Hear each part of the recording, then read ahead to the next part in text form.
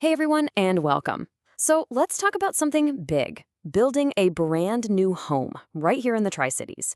Is it possible to make that dream affordable? Absolutely. We're going to break down the smart, practical strategies that can actually get you there.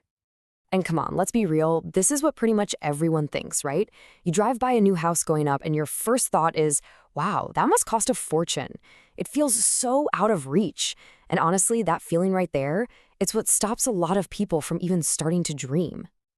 So, that's the big question we're tackling today. Does it really have to be that way? Is that dream of a custom home, maybe in Johnson City or Kingsport, just a total fantasy? Or is there another way to think about this whole thing? Okay, let's get right into it. The secret here, it's not about cutting corners. It's not about using cheap, flimsy materials. No. The secret to building an affordable new home is all about smart planning. It's about the series of strategic decisions you make way before anyone even thinks about digging a foundation. All right, so first things first, we've got to face the biggest hurdle for pretty much everyone, and that's the cost.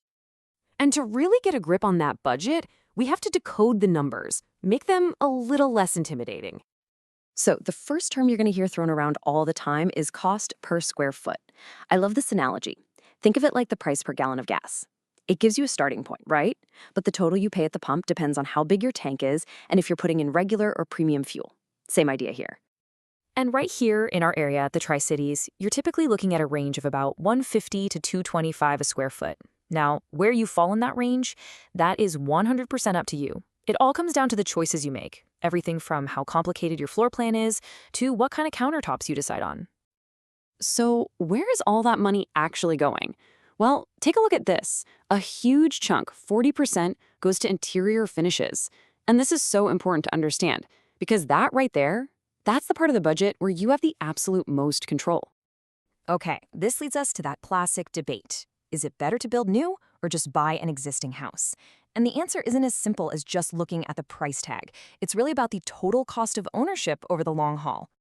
Think about it. When you buy an older home, you're not just buying the house. You're inheriting all its problems. You're buying that 15-year-old roof, that clunky, inefficient HVAC system, and you're just waiting for that surprise $5, $10, or even $15,000 repair bill. But with a new build, everything is brand new. It's all under warranty. Your energy bills are way lower thanks to modern efficiency, and you get exactly what you want from day one. When you look at it that way, building new often turns out to be the smarter financial play. Okay, now we get to the real meat of this, the blueprint. I'm talking 5 core strategies that will help you build a budget-friendly home right here in the Tri-Cities. This is your roadmap. We're talking smart land selection, optimizing your floor plan, choosing cost-effective materials, looking at alternative construction, and knowing how to use sweat equity. Let's dig into each one. Strategy number 1. It all starts with the land. And I mean this literally. The land you pick is the foundation of your entire budget. You know that cheap lot you found? If it's full of expensive problems, it's not a bargain at all. The best bet for your wallet is going to be a simple, flat lot that's already hooked up to city water and sewer. But if you're looking at a lot that needs a septic system, there is one test that is completely non-negotiable. You have to do it. I'm talking about the percolation test, or perc test for short. This one little soil test can literally save you from making a massive, catastrophic financial mistake. See, around here, especially in parts of Washington and Sullivan counties, we have a lot of heavy clay soil. If that soil doesn't drain well, you could be on the hook for a super expensive engineered septic system. We're talking tens of thousands more. Or worse, you might find out the lot is completely unbuildable. Seriously, spending a little on this test up front is an absolute must. All right, strategy 2, optimize that floor plan. This is where discipline really pays off. The secret is to keep it simple. Simple shapes, like a basic square or rectangle, are so much cheaper to build. Why? Because every single extra corner, every little angle you add, drives up the cost of the foundation, the framing, and the roof. And here's a huge tip to remember. It's almost always cheaper to build up, adding a second story, than it is to build out and make the footprint bigger.